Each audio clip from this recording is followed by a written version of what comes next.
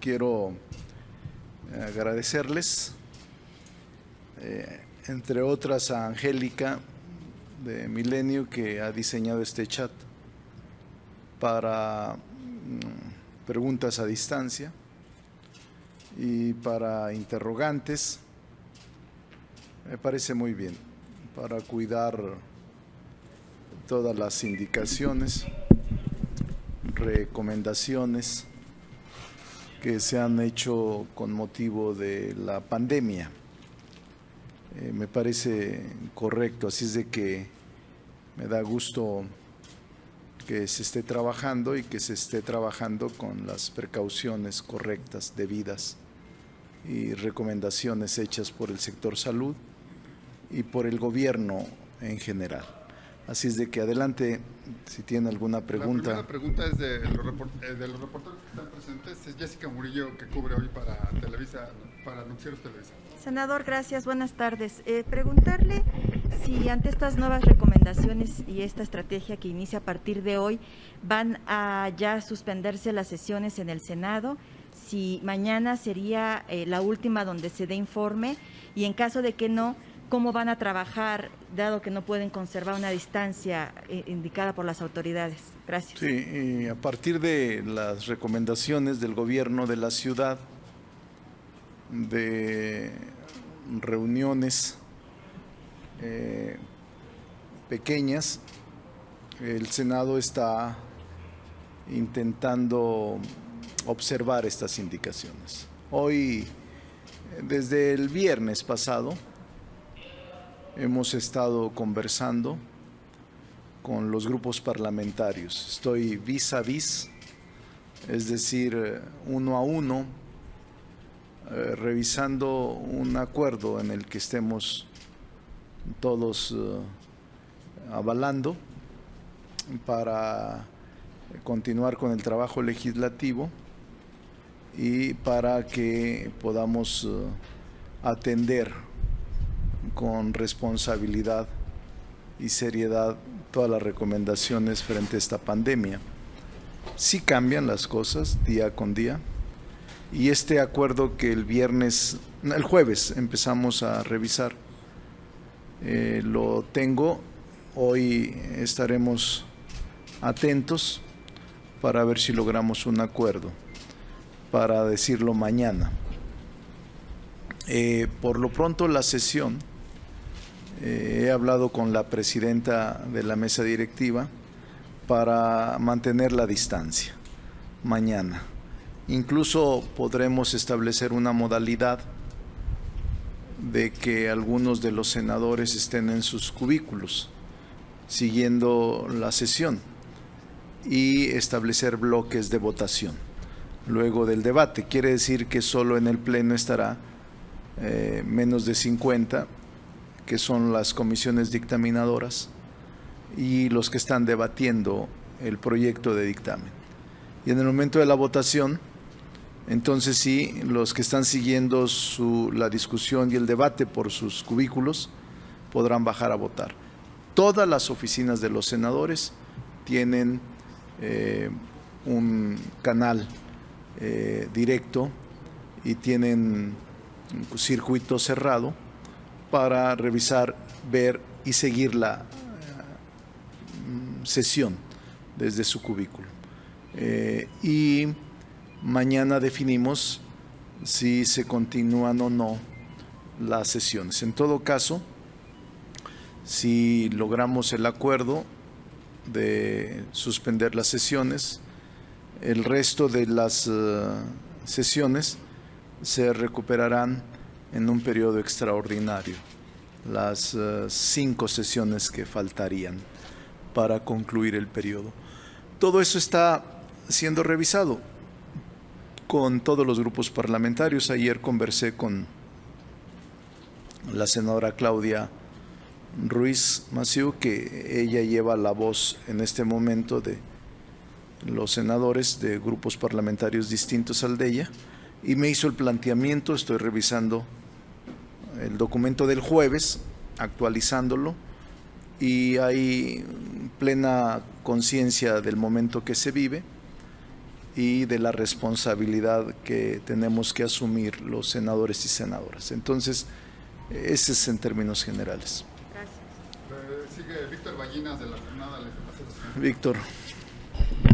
Senador, buena tarde. Senador, en caso de que decidan suspender las sesiones, ¿quién le da permiso al Senado si la Cámara ya está de vacaciones, está de receso? ¿No quedarán en falta? Y dos, quería saber de los pendientes que deja el Senado, ¿cuántos nombramientos quedarían pendientes? Entre ellos hay 2 del INAI, pero si tienen la lista de cuántos y cómo se cubrirían en el periodo extraordinario. Sí, respecto de lo primero, Víctor, una vez que se tenga el acuerdo, ahí se establecerán los supuestos jurídicos para no incurrir en falta. No hay dificultad, podemos superar esa etapa de disposición constitucional de sesionar hasta 3 veces con autorización.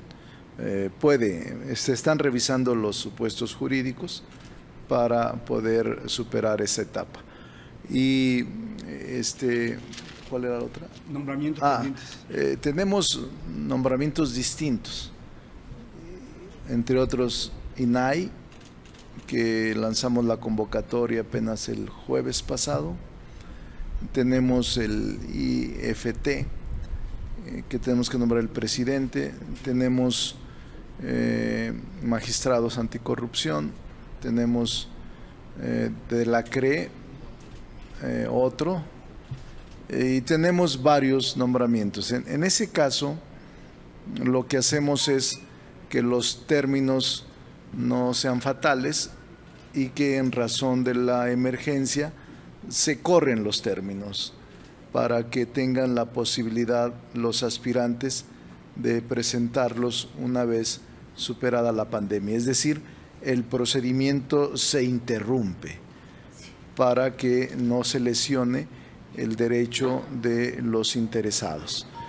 Lo vamos a establecer en el acuerdo que tengamos y que el Pleno deba de resolver. ¿Solo sacarían el martes lo de la reforma al cuarto constitucional o qué otro No, puede salir? tenemos toda una agenda mañana. Tenemos minutas incluso que provienen de la Cámara de Diputados, 2 minutas que provienen de la Cámara, de la última sesión de ellos. El tema de la modificación a la ley electoral en materia de reelección y el juicio político de Rosario Robles. Y tenemos aquí una minuta amplia, más o menos de 15 leyes que ya están en segunda lectura. Sin embargo, por la emergencia también es otro acuerdo que no hemos todavía definido, pero solo se tocarían en el caso de que todos estuviéramos de acuerdo. Nosotros quisiéramos que todos los temas, pero distintos grupos plantean que solo sean 3. Desde el jueves ese fue el acuerdo, que sea reforma constitucional al cuarto, elevar los programas a rango constitucional 1, 2, plataformas digitales cuya sesión se repondrá mañana a las 10 de la mañana y un tercero que podría sacarse hoy o mañana, según conversé con el senador Napoleón Gómez Urrutia, outsourcing. Pero también están otros más, que repito, hay una agenda muy amplia de temas, pero estos 3 concretamente, más los 2 primeros, son los que se acordó el jueves, sacaríamos mañana martes. Quiere decir que se antoja una sesión breve mañana.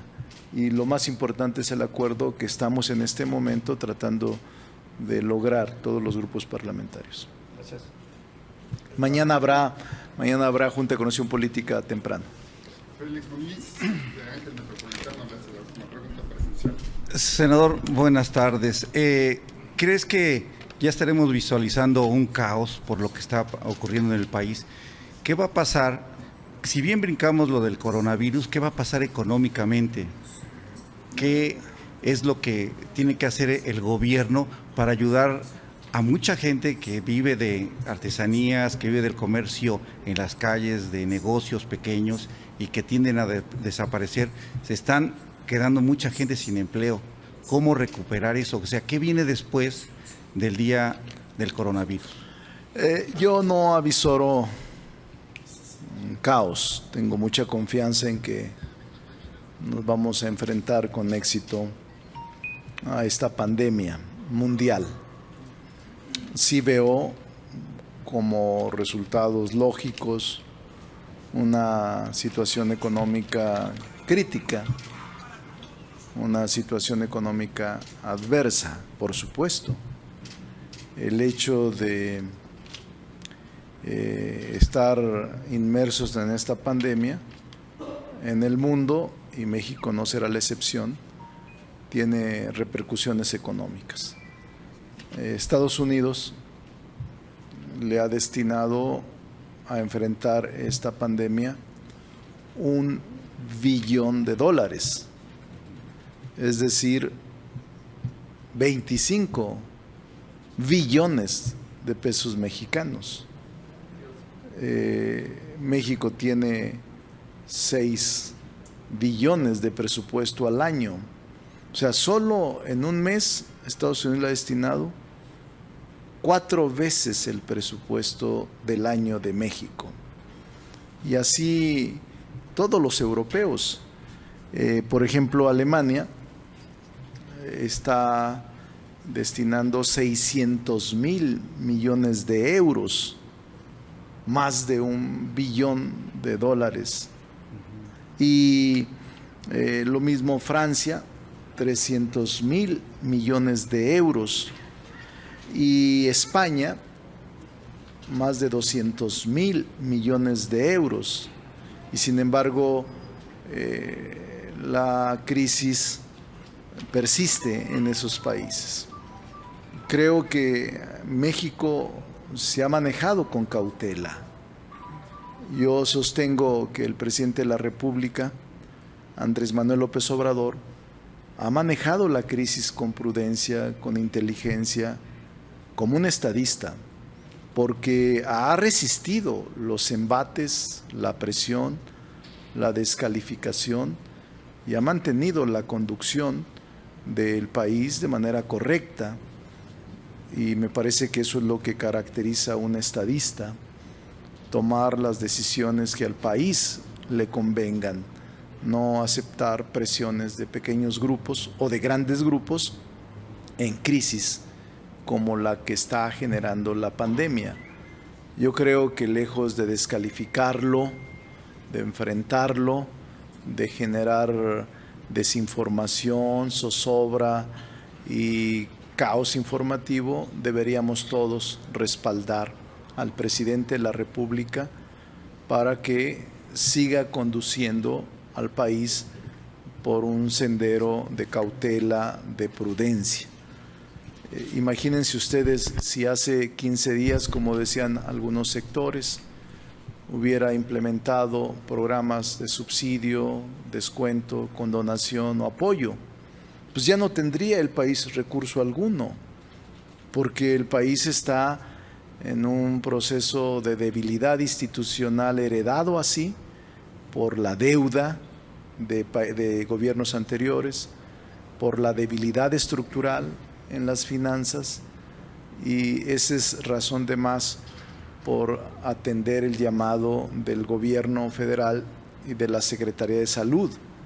A mí me parece que deberíamos respaldar al presidente de la República como un gesto de unidad nacional.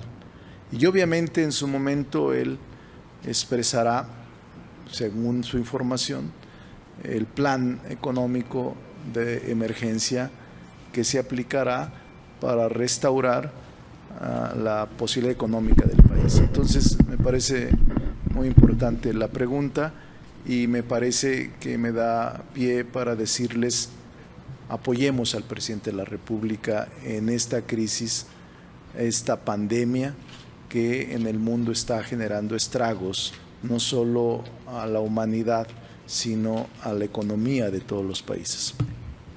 Esta sería la primera pregunta de los reporteros que cubren la fuente del Senado y que están siguiendo la conferencia por las redes sociales que tiene con los que muchas cuenta el Senado de la gracias. República. Es la primera conferencia a distancia. ¿Por qué el Senado no puede? Porque hay que modificar la ley.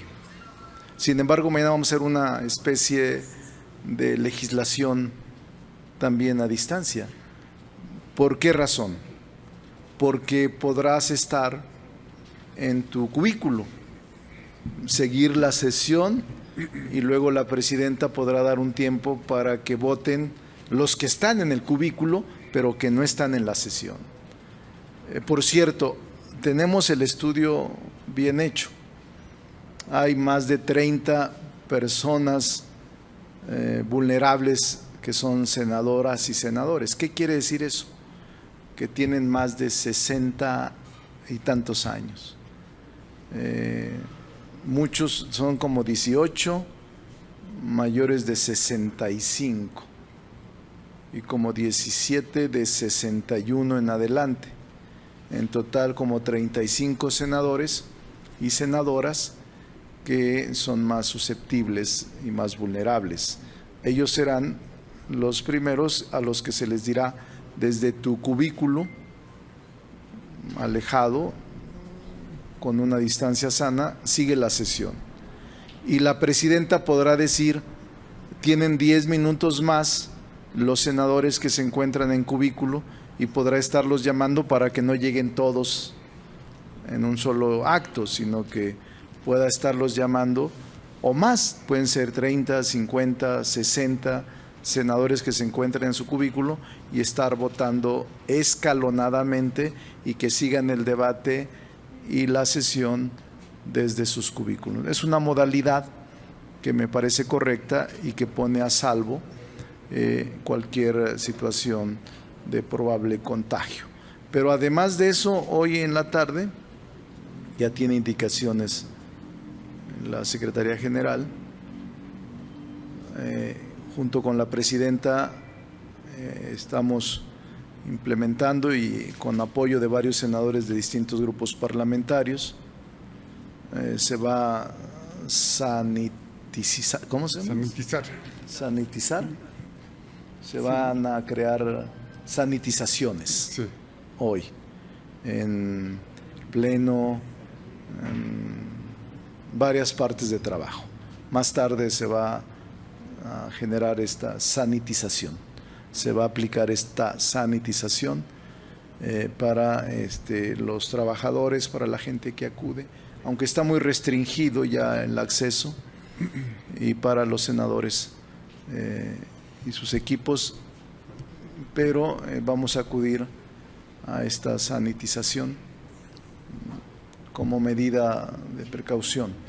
Y vamos a observar todo lo que nos sugiera o indique el gobierno y también pedirles a todos, hagamos caso a las indicaciones institucionales, oficiales, no a la desinformación. Hagamos caso a las autoridades y cerremos filas con el gobierno para enfrentarnos a esta pandemia cuya fase no ha pasado de la 1. Seguimos en la fase 1. Todavía no hemos iniciado la fase 2 y por esa razón debemos prepararnos a ella. Y esta modalidad de conferencia se ve extraño porque son muy pocos, pero vale la pena. Tenemos 8 preguntas. La primera es de Angélica Mercado. ¿8 preguntas? Tenemos 8 preguntas aquí en línea. Pensé que ya se había concluido. No, dice Angélica Mercado, le pregunta si el Senado respalda que se convoque una convención hacendaria de emergencia por ser Cámara Vigilante del Pacto Federal para acordar la distribución de recursos en medio de la emergencia. No me gusta especular, menos en épocas de emergencia. Lo que debemos hacer es respaldar al presidente de la República en un proyecto unitario, no buscar frentes distintos de debate y de confrontación con el Ejecutivo. No es el momento. Hay que atender las indicaciones del gobierno y al contrario me sumaría a buscar junto con el gobierno como poder independiente un plan, un programa que pueda enfrentar la crisis del coronavirus. Enseguida, Gerardo Segura de Azteca Noticias le pregunta, ¿cómo ha afectado al Senado el problema del coronavirus y hasta cuándo piensan seguir con actividades aparentemente normales? Saludos. No, ha afectado, claro que ha afectado. Pues vean ustedes, el Senado ahora está desierto. Hay un 60% de personal, o sea que el 40% no está laborando por distintas razones, por edad, madres de hijos menores de 8 años, personas con problemas de salud, diabéticos o hipertensos y también personas con dificultades. Todos ellos están en sus casas. Sí ha afectado bastante, mucho. ¿Y cuándo llegará, dice Gerardo, la normalidad? Como dijo el filósofo de Güemes, la normalidad llegará cuando haya normalidad. Es decir, cuando esté ausente la pandemia del coronavirus. La siguiente pregunta es de Gabriel Santomila, que cubre para El Sol de México, y dice, mañana martes hay sesión, ¿y qué temas a discutir? Ya lo dije, sí. Hay sesión mañana y tenemos prioritariamente reforma constitucional al cuarto, plataformas digitales y probablemente outsourcing. Y tenemos otros 12 puntos en el orden del día de leyes distintas cuya minuta ya está en segunda lectura en el seno del Pleno del Senado. Así es de que podríamos estar discutiendo mañana 15 leyes o bien, de acuerdo con el preacuerdo con grupos parlamentarios, solo 2 de ellas o 3, que es reforma constitucional al cuarto y plataformas digitales. La cuarta pregunta es de Rubén Feital, que cubre para Canal 11. Pregunta, ¿qué recurso o figura jurídica utilizará el Senado en caso de suspender actividades? Dado que la Cámara de Diputados no puede otorgar permisos al no estar sesionando, ¿podrían declarar concluido el periodo ordinario? Esa es una opción, es lo que decía Víctor Ballinas, sí. Es una de las opciones. Por eso es lo que se está viendo. Cuando se declara por anticipado un periodo, se nombra la representación de la permanente y se cubre el requisito de pedir permiso a la colegisladora. Esa es una opción. Sin embargo, todavía no se resuelve. Es parte de lo que habremos de discutir esta tarde y mañana temprano con la Junta de Coordinación Política. Las próximas 4 preguntas las hará la maestra Rejano. La siguiente pregunta es de Alejandro Páez, de La Crónica. Pregunta, ¿qué impacto tendrá la cancelación de la cervecera en la confianza y certidumbre de empresarios? Y si hay condiciones del país para enfrentar la crisis económica que ya reconoció Andrés Manuel López Obrador. ¿Enfrentará a México y el mundo?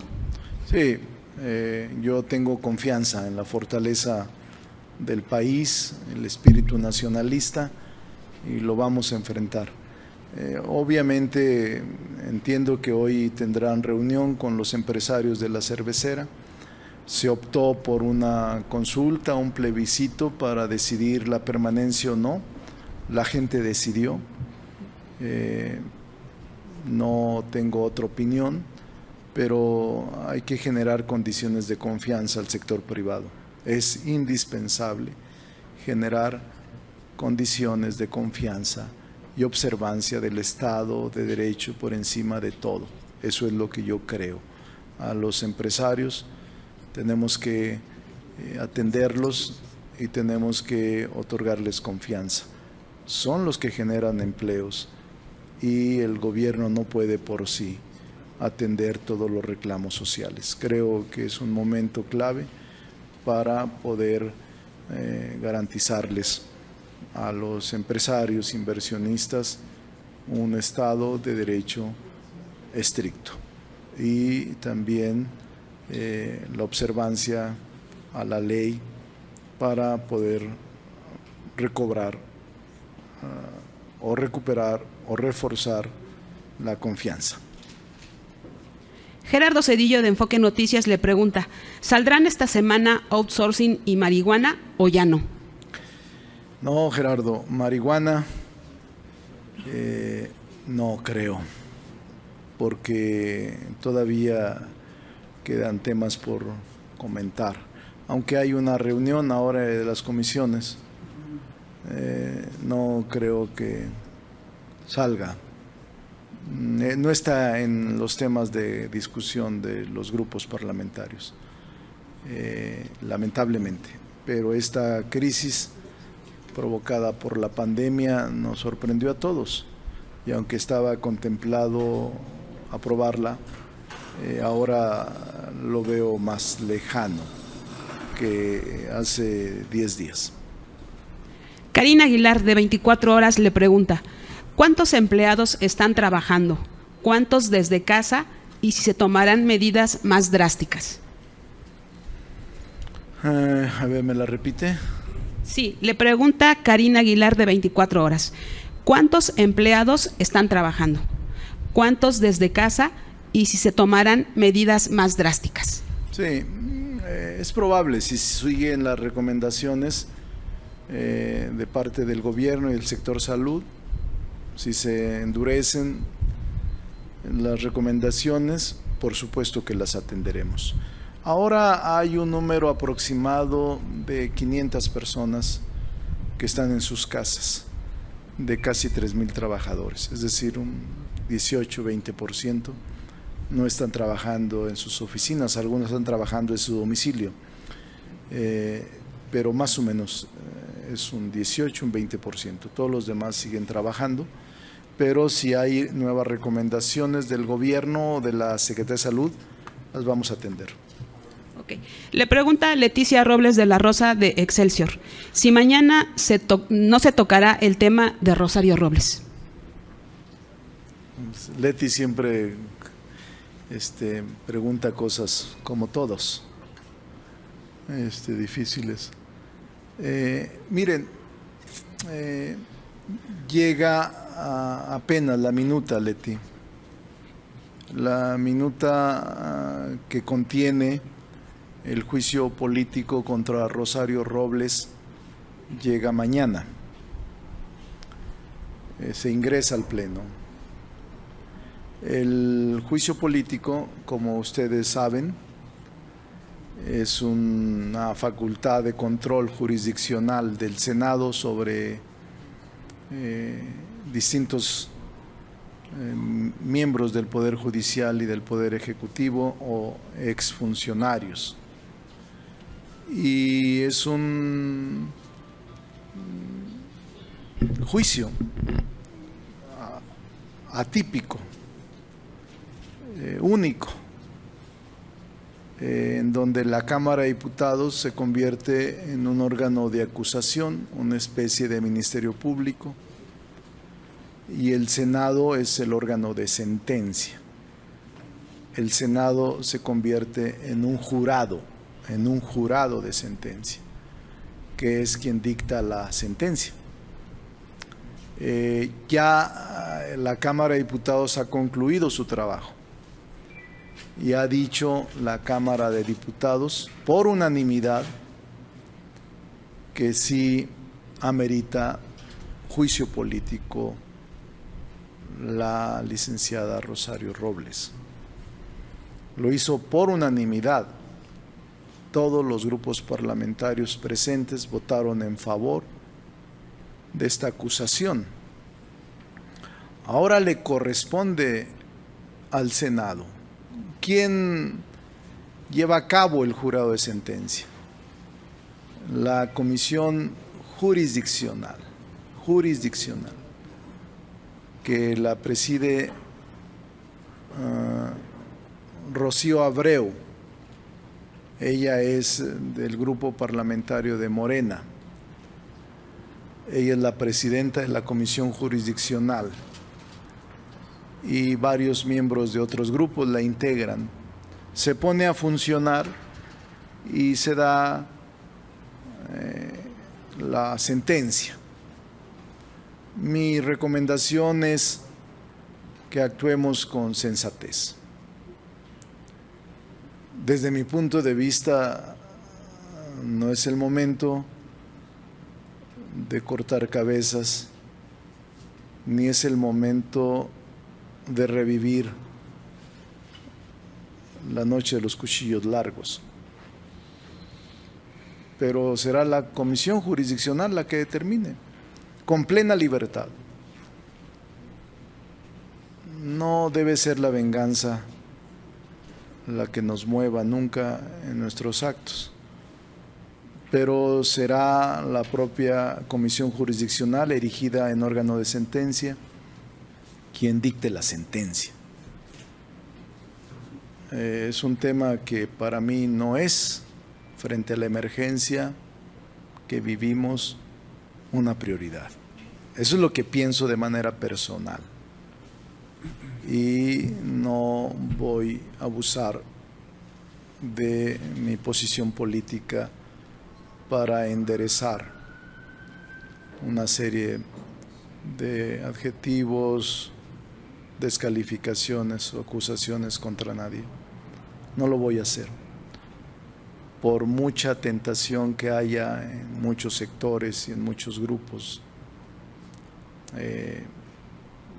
sugiero a la comisión jurisdiccional actúe estrictamente con apego a la ley. No soy miembro de la comisión jurisdiccional, pero confío mucho en la comisión jurisdiccional. Le mandan saludos toda la fuente que participó y le agradecen su apertura. Gracias a toda la fuente. Cuídense, no están exentas por muy joven que estén. Nadie está exento. Hay que cuidarnos, todos. Extrememos precauciones. El aislamiento es bueno.